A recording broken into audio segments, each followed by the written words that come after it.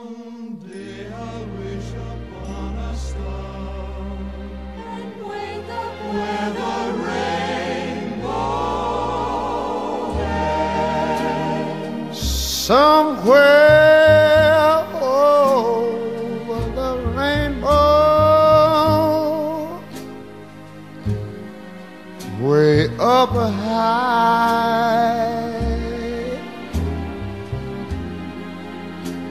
there's a land that I've heard of once in a lullaby.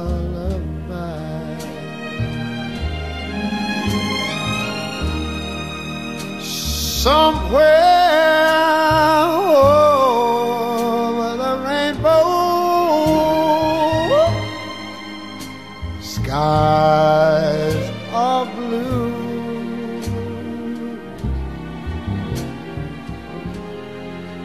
and the dreams that you dare to dream really do come true.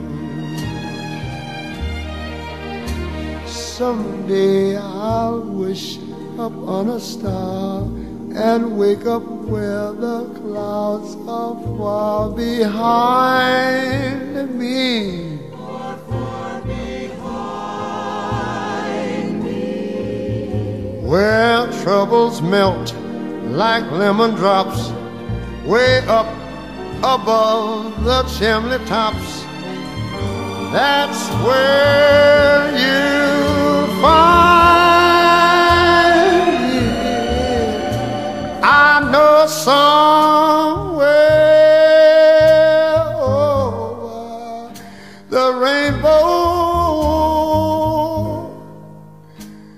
the bluebirds fly. We want to welcome you and just thank you for being here, and thank his family members here who have come, his Cam and his wife Carol and Tara and Max, and of course his lovely sister Cynthia, and his friends, his fraternity brothers from I'm gonna start crying, Northwestern, Barry and Linda and Dave and oh my goodness, Betsy and Bob. So I know, like you said, we're all friends, so if I screw up a little bit, you won't care. Right now, what I'd like to do is read a poem that was sort of exemplifies Rick's life. It's called Afterglow. Again, give me a minute.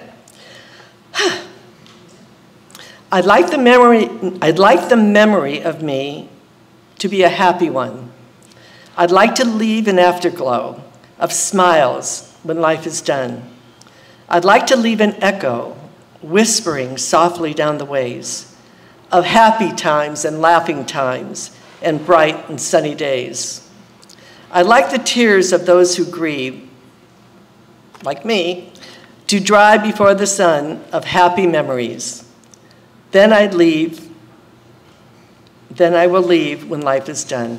So we're going to have a lovely celebration today and enjoy every moment and every video. We hope they work, and every song that they're going to play. And we're going to play a video right now of Rick and I that we were on a cruise ship. This was just not too long ago. We were in Monte Carlo, and we picked this out because it's Rick. Well, you know, this is great.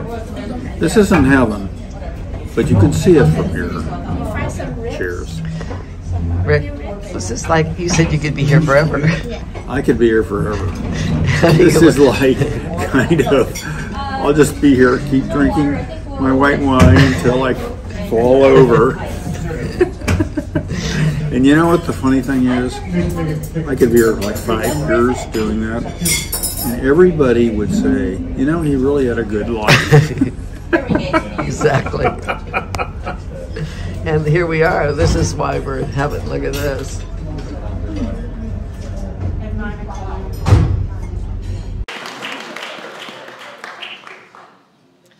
So now we'd like to raise a glass to Rick, who had a wonderful life, And now he is in heaven with the angels, toasting us back.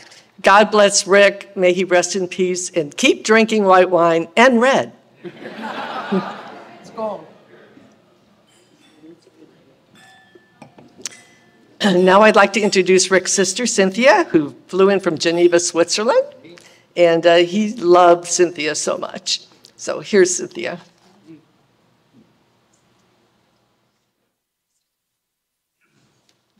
Hello, everyone. Oh, microphone. Oh, microphone. Is that better? Yes. All right. Hello, everyone. Thank you so much for coming. It's an honor to be here, and you're so welcome to this celebration. I know that there's many among you here from the community, from Tiburon. I know Rick was very involved in the community, many activities, so I'm assuming that there's people here that were golf buddies, perhaps people from the wine club, the San Francisco Yacht Club, the library group, very important to him, and of course, Rotary, very important to my brother. He spoke of his friendships there and the good times, the lectures, many times to me. Were very important to him, the friendships and the shared activities. I also want to welcome and thank the friends and family who have come from out of town. Wonderful, Jeanette, to meet you, Joanne's sister, Barry and Linda Bartlett, my beloved cousin Cam Postle and his wife Carol, and my two children are here, Tara and Max Cedrud.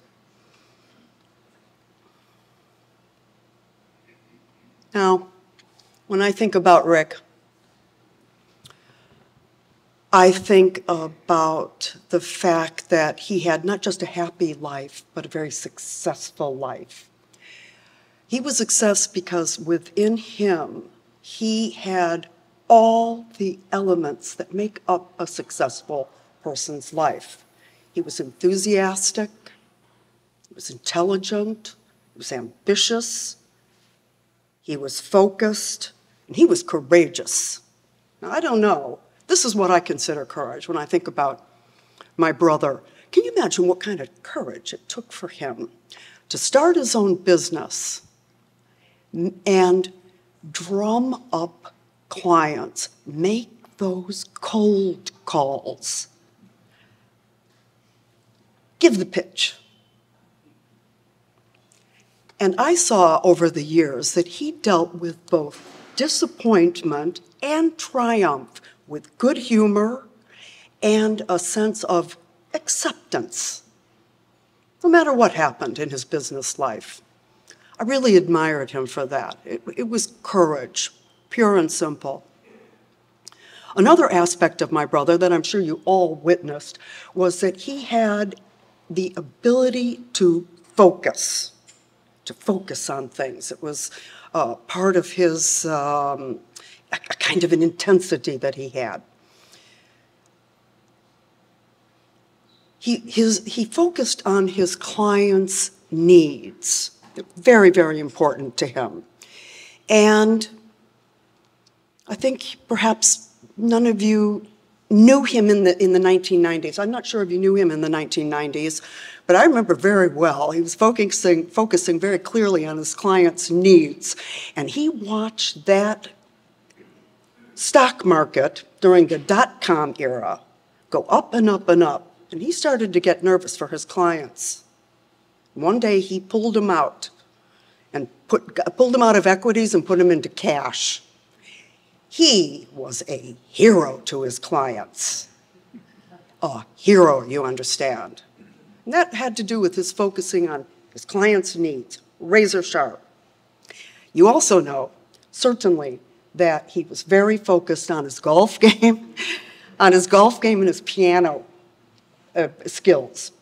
And he was one of those guys that knew that practice makes perfect, and he practiced every day, both the piano and most days he went off to the driving range at the Olympic Club and worked on that drive, you know? And he didn't play so much golf. He wasn't a guy who was going around playing 18 holes.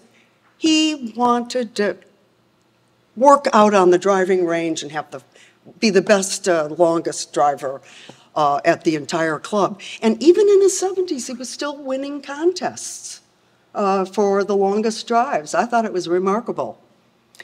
His devotion to music as well, that daily practice, working on it every single day. Practice makes perfect. Over and over again, working on the pieces, focusing on the pieces. He had this idea that through daily practice, he could attain mastery in these two endeavors, and he did. And he did. Boy, I admired him. In addition to that, now I'm not a golfer and I'm not a musician, but we did have something very, very important in common, and that was our interest in history, particularly military history from the 20th century. We read books. We've been reading the same books for over 40 years, and we talked regularly, despite the fact that I was in Switzerland. We talked regularly and at length about the books that we were reading and the ideas that we were getting about American history and the place of our military. And we had great conversations.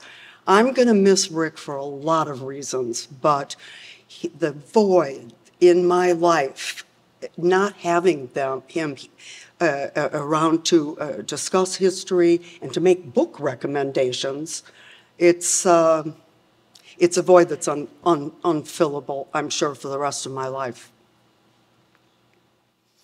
Now, my last remarks are for Joanne.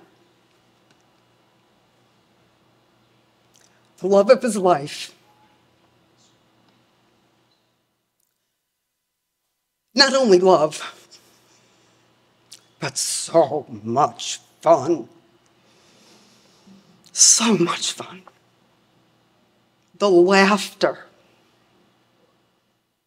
the companionship, and the travel, the fabulous travel. Not just any travel, high-end travel. So wonderful. I hope that all of you get a chance to take a look at some of the photograph albums that Joanne has brought today, so you can go and look through and get a little travel log of the many, many wonderful places that they went to all over the world, from Alaska to the Antarctic, from Europe all the way to New Zealand. Wonderful trips, so much fun. And finally, thank you for the comfort and care you provided my brother in the last days and months of his life. I owe you a debt of gratitude that I will never be able to repay. And to you, I extend my deepest sympathy and my most heartfelt condolences. Thank you, Joanne. Thank you, everyone.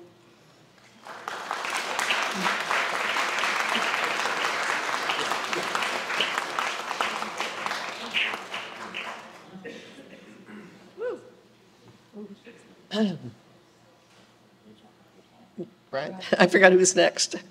Wow. Thank you, Cynthia. Brian.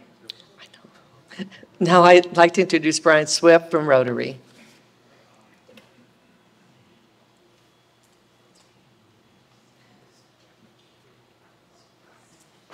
I'm not going to drink this while I'm up here talking, but it's a prop that I need for the end of my talk.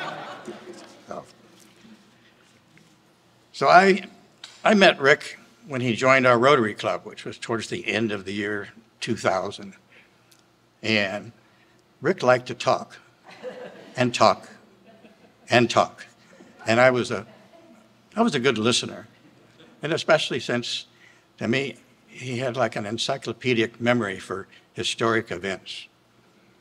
And in our discussions, or actually we had something in common from the standpoint that we were both in the investment business. And Rick was a proponent of what we call passive investing, which his favorite vehicle for investing was the Vanguard S&P 500 fund, and which tracks the S&P, that index, over a long period of time. And on the contrary, I was a stock picker and followed mostly technology companies that nobody has ever heard of. So Rick was a big proponent of dollar cost averaging over long periods of time, and you'd compound your assets and end up with a nice big stake. And mine could be better described as, if you remember when CBS Sports would cover the Olympics, and they started off with the thrill of victory and the agony of defeat. And we had lots of discussions about the market and other topics. And he always had a great sense of timing in terms of when to add some humor, you know, kind of liven up the subject. And of course, when COVID came along, we couldn't have our meetings together. We had to do them on Zoom. And so he would have a joke book at his side. And at the appropriate time, he would tell a few jokes or whatever, kind of liven up the group. And we always had a few lawyers on our group, and he kind of took particular interest in throwing in a few lawyer jokes, you know, as entertainment for us. So, Rick was very generous in both his time and his treasure, and was a very active participant in our fundraisers that we had, as well as participating in the volunteer projects that our club would come up with. And he was a very active member of both our Rotary Board as well as our foundation. But without a doubt, the best decision he ever made was when he teamed up with Joanne, who joined our club within a couple of years after he did. And as you can see from the videos, they had a great life together, traveling around the world. Excuse me. And of course, in the last few years of life, Joanne was there by his side to take care of him. And so what I'd like to do is propose a toast to Joanne on behalf of Rick, with a great thank you, and to borrow from an entertainer. Thanks for the memories. Cheers.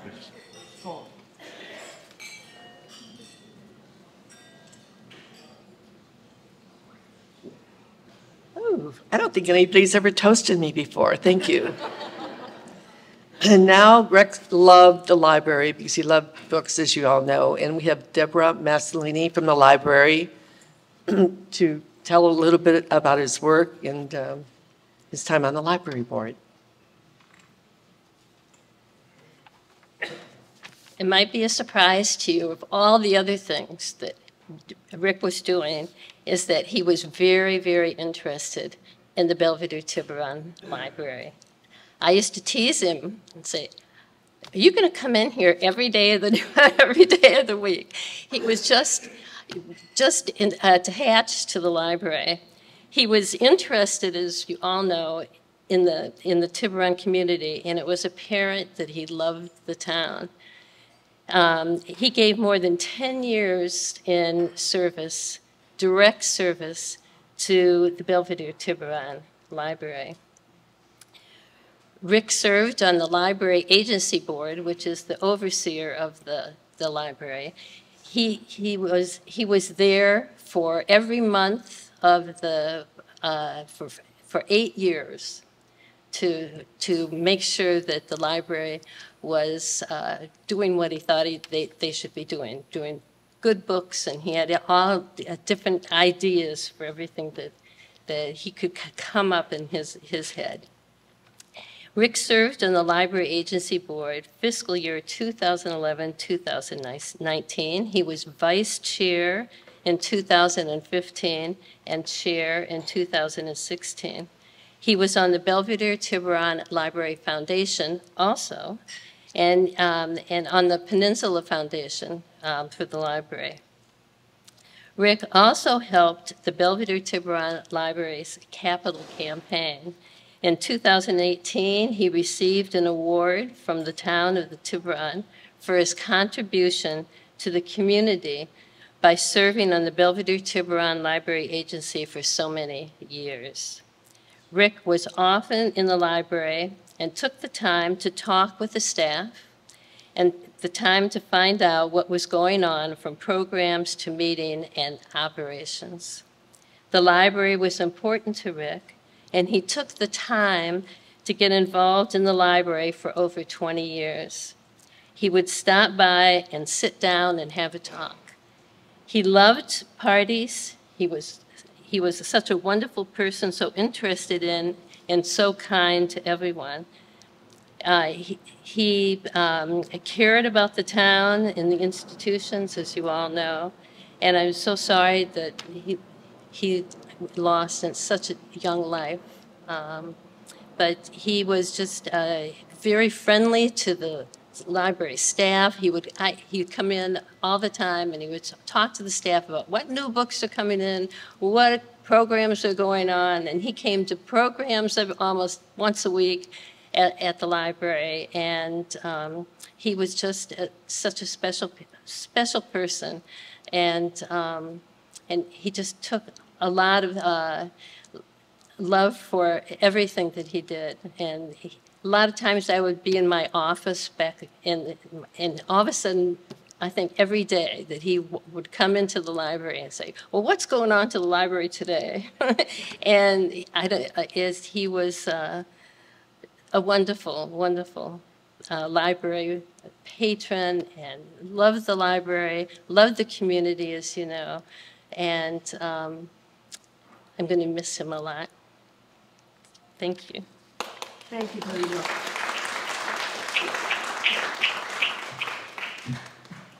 Thank you, Debbie. And now Barry. Barry.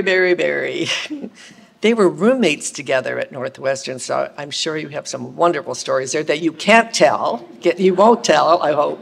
But here's Barry.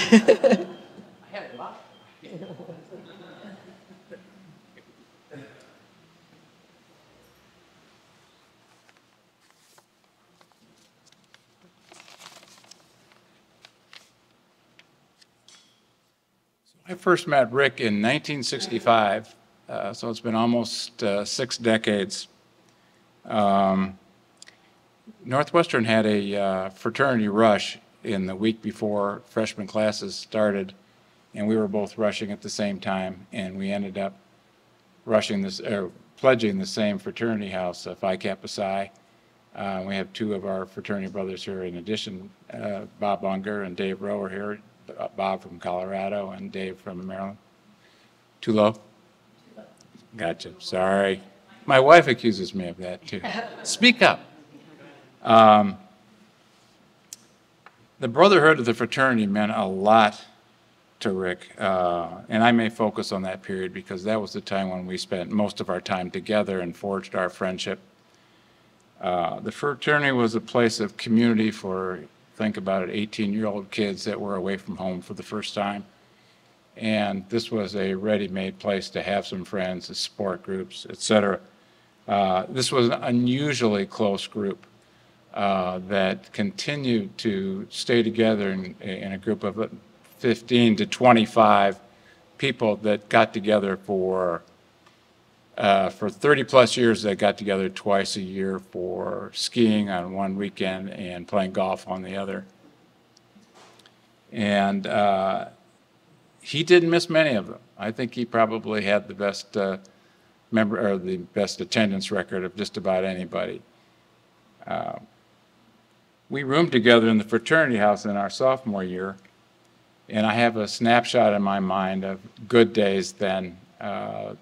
It would be a crisp, cool, sunny football Saturday. and the doors of the fraternity would be open. And we had a big living room with plush furniture and wood-paneled walls, and the guys would be sitting around playing cards, watching football, drinking beer, talking trash. And the kitchen manager would have a spread of pastries out there for those of us that were, well, I shouldn't say us, those of them that had hangovers from the night before's party. But it was a special time. Those were great days. There were no worries. There were few responsibilities. We had great aspirations. But who among us wouldn't have liked that for that period of time in our life? Rick and I moved into an apartment for our junior and senior year. He was a great roommate, maybe with the exception that he never saw a lunch or dinner plate that he didn't think should repose in the kitchen sink for 3 or 4 days, just to make sure that crusty food anneals itself to the ceramic. But I'm told that he got to be quite fastidious when he. Am I wrong? No? Okay. Maybe I got that wrong. I'm not sure. He was a word guy. He kept a dictionary by his nightstand with the idea that he was going to learn a new word every day. I was a word guy too, but I didn't have specific goals for learning these words. Let's just say that there was never a 5-letter word that was simple and direct and concise that couldn't be replaced with a 10-letter word that was ostentatious and obfuscatory and obnoxious. But still, they were a lot of fun to use. And even up until about 6 weeks ago, when we were having our conversations, and they were long conversations, as Brian said, we were still talking about things that made us vocabulary nerds for sure. So our favorite word was rapprochement. So look it up. Long about our junior year, some of the guys came back with cars. Most of us didn't have any transportation up until then. Most of them were pretty crappy, beaters, you know. But Bob Unger came back with a brand new Oldsmobile Tornado.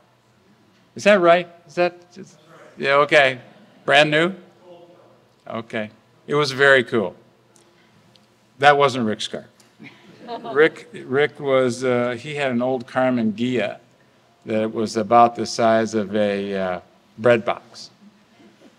You could see the concrete through the floorboards of the car. It had no heater. It had a radio that sounded like a World War II walkie-talkie. And I don't think the window worked either. And so those of you who are local, you know, are very familiar with Mark Twain saying, the coldest winter I ever spent was a summer in San Francisco. Well, the coldest winter I spent was in 1968 in Chicago, being carted around by, well, I called him Fred then, Rick, in this Carmen Ghia during that winter. And Linda and I would get stuffed into the passenger seat, and he was our ride, our 1968 Uber. And it's not that I wasn't grateful. I was grateful, but it was a sort of a frozen kind of a gratitude. We've talked about Rick and golf a little bit. He did. He came to school with a ready-made game, and I was also pretty good. But intramural sports were a big deal at Northwestern back then, and we represented the fraternity in a school-wide golf competition. Let's see, why did I bring this up? Oh yeah, we won. And listen, it wasn't like winning the Masters, but for us, it was like going 4-0 for the U.S. in the Ryder Cup. And we made a lot of hay out of that particular win. I never won another golf competition. And he had many more successes at his beloved Olympic Club. But I'll always have that memory with him and being really obnoxious about how we celebrated. Rick and I also enlisted in Navy ROTC together. It was a strange time. You know, the Vietnam War was being fought. We both had a sense that we should serve our country. It wasn't until a couple years after we were in that it became clear that this might not have been the most righteous war that the U.S. has ever fought. But that was a separate issue from what we felt our obligation was, and we had a lot of talks about it, the pros and the cons, and it meant a great deal to him that he served his country. And I was particularly excited when Joanne told me that he was going to have military honors, because that's a big deal and it will mean a lot to him. I think that Rick would agree that in the long pull of time, that those years were some of the most meaningful in his life. I know they were for me. After we left college for the Navy, Rick and I never lived in the same city. Over the years, we continued to communicate with each other, sometimes more, sometimes less, but no matter how much time there was between the calls, it might have been just a continuation of a conversation we had over the backyard fence 2 hours beforehand. It was seamless, and it was something that meant a lot to us. I can say this about him: if you wanted to talk for 30 minutes about the mechanics of the golf swing, or Nick Faldo's new instruction book, Rick was your man. I mean, he could go on, and I could too. It was a good mix. He had a wonderful sense of humor. He wasn't the kind of guy that, you know, slapped you on the back and said, "Did I tell you the one about the guy who walked into a bar with a chicken, a pig, and a duck?" But it was more observational, very wry, very low-key, very smart humor. And he laughed a lot. He laughed explosively sometimes. We had a lot of laughs together, and that's one of the things I remember mostly about him, was how easily he laughed. So, as you can tell from today, Rick was a member of many brotherhoods, and by that I mean in the broadest sense of community with a common purpose. Not just his family and his fraternity, but also the Navy, Harvard Business School, his colleagues in the employments that he had, his Renaissance artistic pursuits, his community service organizations, and most importantly, his long and loving relationship with Joanne. That was probably the best decision he ever made, was to find her and keep her right where she should be with him. Every one of those brotherhoods, those communities, was enriched by his presence. He achieved the trifecta of what a man should strive for, and that is to be loved, to be admired, and to, maybe most importantly, to be respected. There are no words, whether the five-letter words that are simple and concise or the big words that are pretentious. There's no combination that we can put them together in a way that relieves the grief we have today. We can get some solace from the memory of Rick's life, a very well-lived life, and acknowledge that we were blessed to be part of it. Thank you.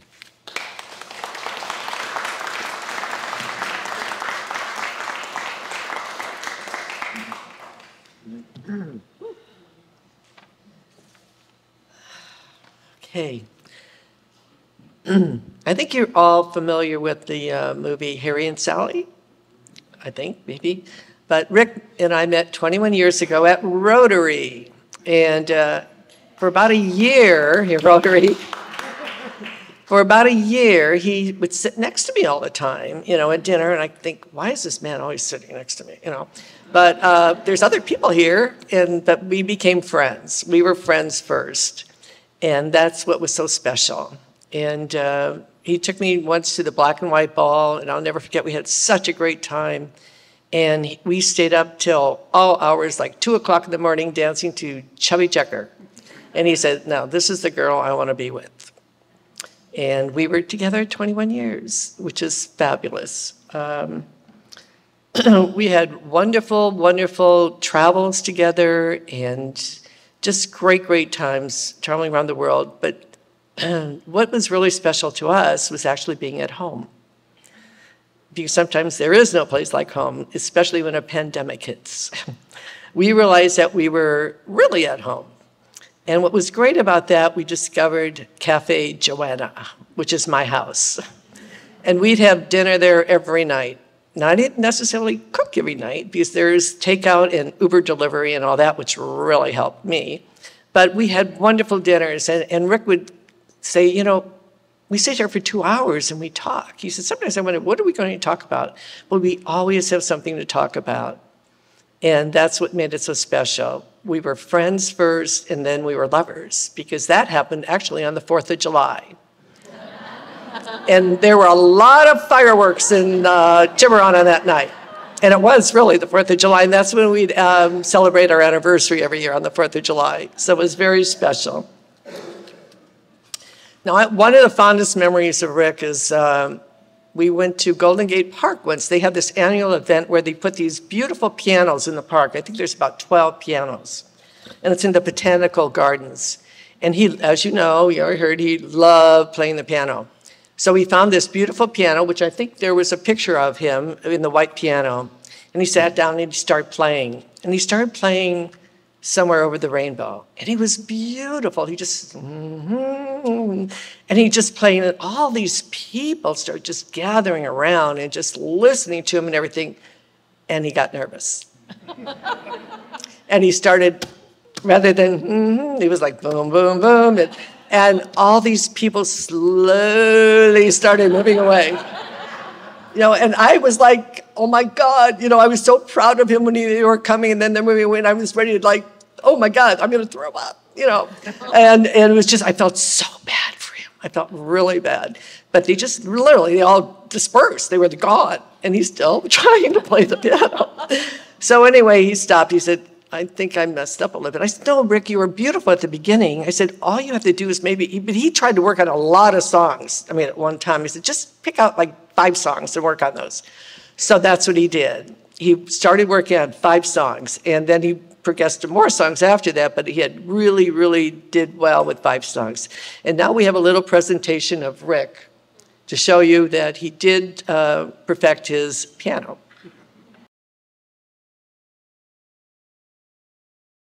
One.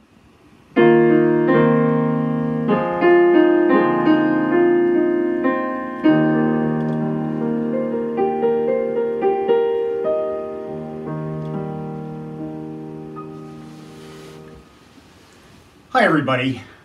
I'm going to take you on an adventure that I have been on for several years now in learning to play the piano. And what I'm going to do is I'm going to play 3 songs for you from what we call the Great American Songbook, which is that body of work of songs from 1925 to 1975, basically Jerome Kern all the way to Stephen Sondheim. So what I'm going to play for you is Over the Rainbow, which everyone recognizes, probably the most recognizable pop song from The Wizard of Oz, written by Harold Arlen, and then 2 by Jerome Kern, All the Things You Are and Smoke Gets in Your Eyes. Hope you enjoy it.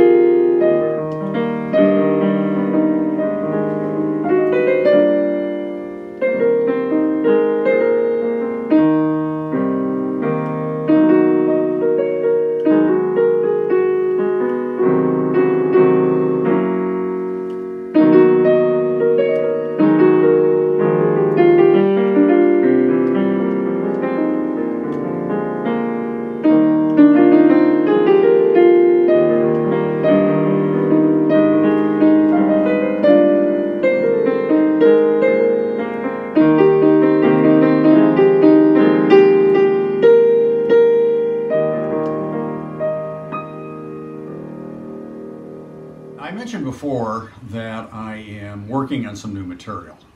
I play maybe 30 songs or so from the Great American Songbook, but I'm working now towards jazz.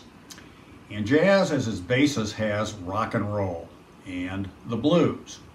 And so I'm going to play for you a blues tune that I think you'll enjoy. I know you'll enjoy it. But you can't play blues if you don't have a hat. And let me tell you about this hat. This is not really a true blues hat unless you're in New Orleans. No self-respecting blues artist would ever wear a Panama hat. You wear a snap brim, short brim fedora.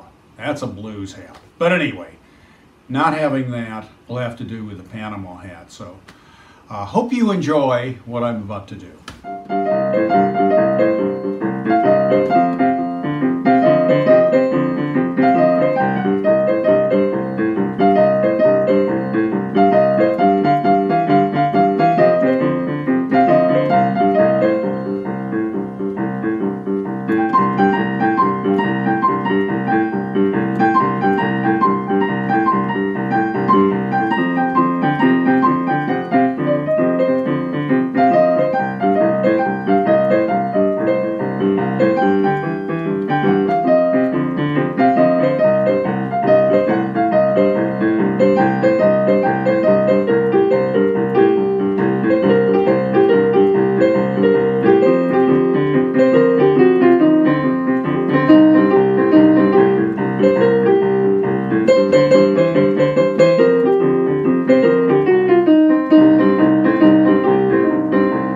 Okay, that of course was blues, and what I'm going to play for you now is rock and roll, which is simply fast blues.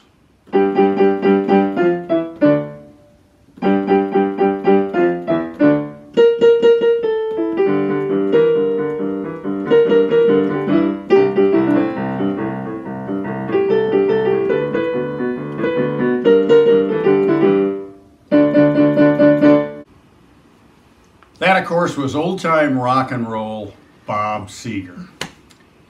Thank you very much for taking the ride with me, and we'll see you soon.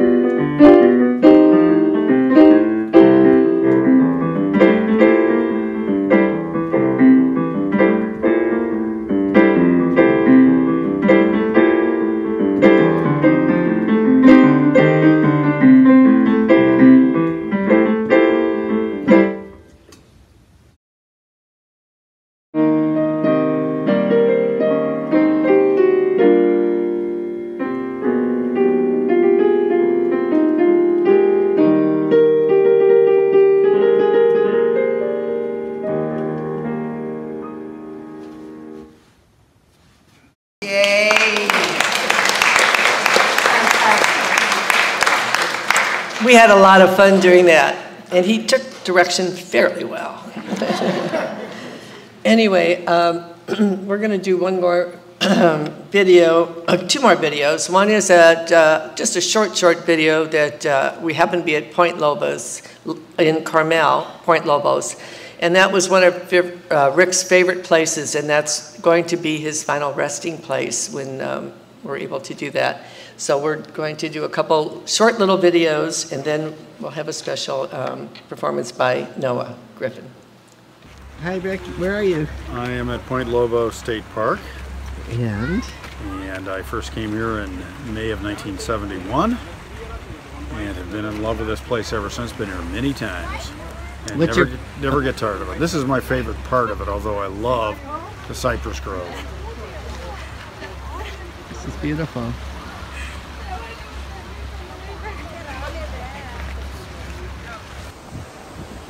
Happy trails To you until we meet again.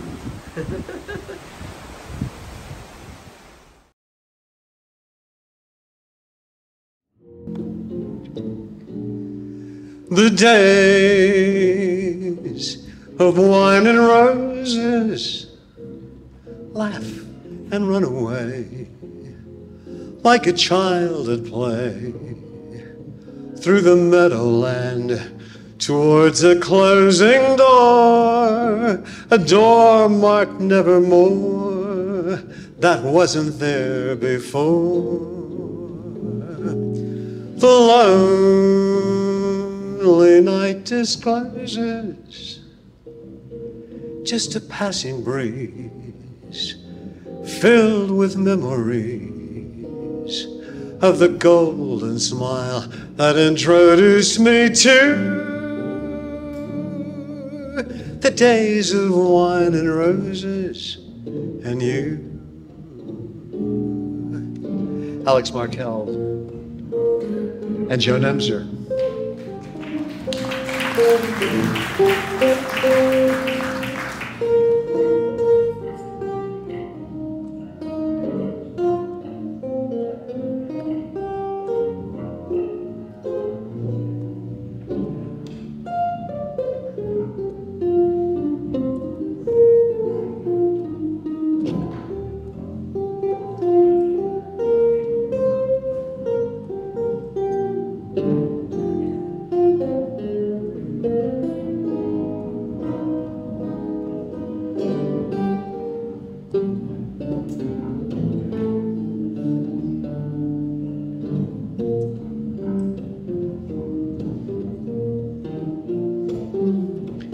The days of wine and roses, they laugh and run away like a child at play through the meadowland towards a closing door, door marked nevermore that wasn't there before.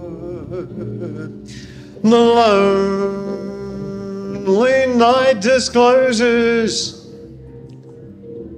just a passing breeze filled with memories of the golden smile that introduced me to the days of wine and roses, the days of wine and roses, the days of wine and roses, and you.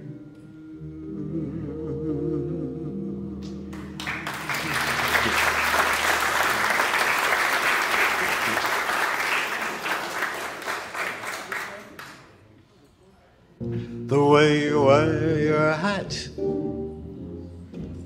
the way you sip your tea, the memory of all that. Oh no, they can't take that away from me. The way your smile just beams, the way that you sing off key, the way you haunt my dreams. Oh no, they can't take that away from me. We may never meet again on the bumpy road to love. Still I'll always keep the memory of the way you hold your knife, the way that we danced until 3 at the black and white ball. You changed my life. Oh no, they can't take that away from me. No, they can't take that away from me. Gentlemen.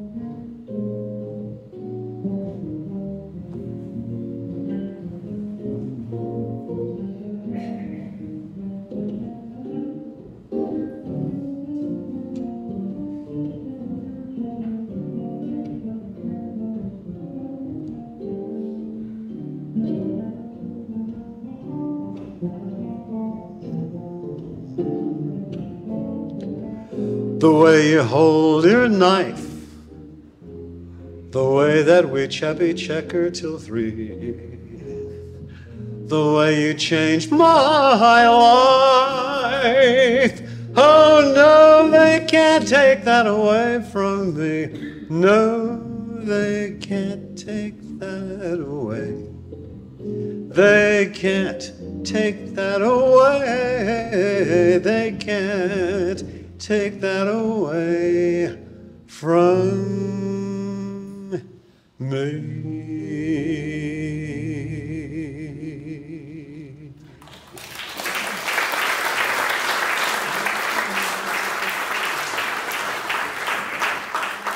Somewhere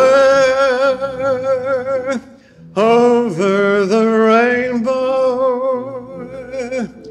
way up high, there's a land that I heard of once in a lullaby. Somewhere over the rainbow, bluebirds fly, birds fly over the rainbow. Why then, oh why can't I? Someday I'll wish upon a star and wake up where the clouds are far behind me,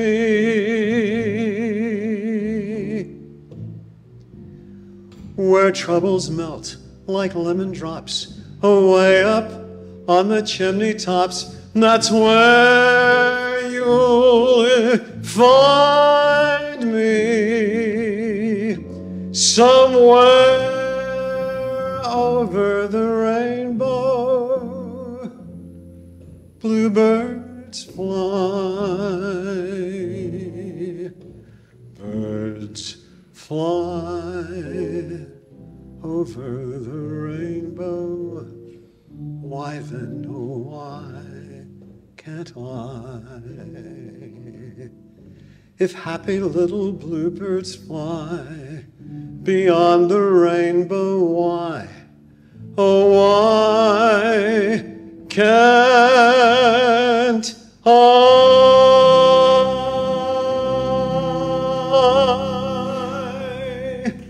Thank you, Eileen.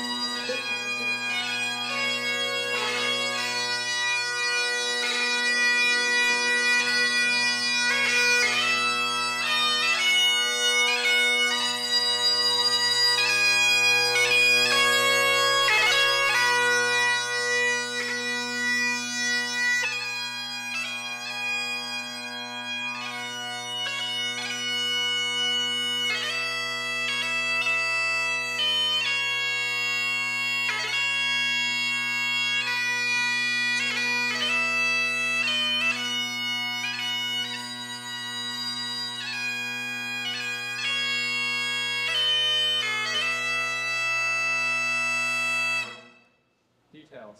Left face. Good afternoon. The United States Navy is here today to first and foremost express our condolences for your family's loss. Most importantly, we are here to render official military honors to a fellow sailor and naval officer whose service history reflects the Navy's core values of honor, courage, and commitment. Today's ceremony is a simple but solemn one, steeped in naval history. We'll present our national ensign, and we'll play taps. When taps is played, I'll ask for you to stand if you're able, and render your hand over your heart to thank him for the last time. If your courage or prior to service, please render salute. With that, we wish our sailor fair winds and following seas. Details. Center face.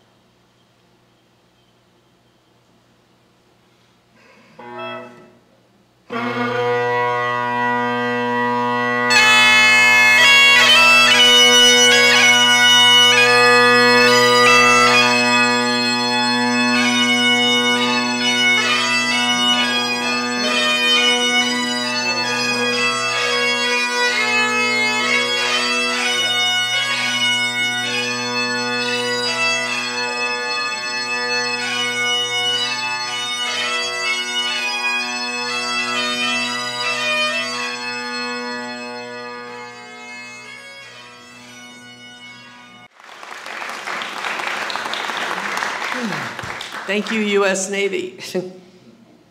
I was always a Navy girl. Anyway, that concludes our, not it concludes the celebration. We're going to start celebrating now. But our program for the day, and we want to enjoy the rest of the few hours we have, or hour, I don't even know what time it is anymore. But I just thank you all for being here today. I really appreciate it, and I love all of you. I mean, everybody I know here, and that's the best part of this whole day. So enjoy some wine, some more wine, some food, and we've got a lot of things. They'll even play some dance songs if you want to dance, you know. Because actually, I forgot, one thing I forgot to mention after Rick and I had our 2-hour dinners in front of the fireplace at Cafe Joanna. I'm sorry, I held it together until now.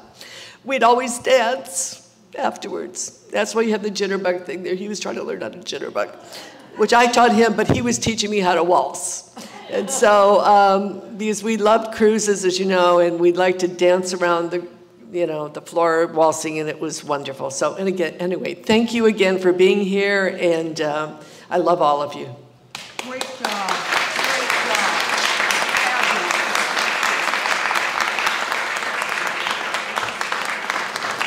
It was a beautiful ceremony. Joanne, you did an incredible job. Thank you very much for inviting us. It was quite the man. We served quite a few meals for children together on Chris's Christmas cruise, and he certainly will be missed. Hi, Joanne. The service that we just sat through was the most amazing I have ever experienced. Your love for Rick and his for you was outstanding, indescribable. I loved our dances together on Valentine's Day when we would dance, Rick would play the piano. We had many good experiences, and just so happy to have known him and to be your friend. Well, Rick was very special to me. I worked with him for over 18 years, and he always was positive, and I know he's in a beautiful space now. A great friend, great advisor, and a great neighbor, and I'll miss him. I want to thank you for having the celebration. Very impressive, and I think I got something in my eye at the end. Thank you.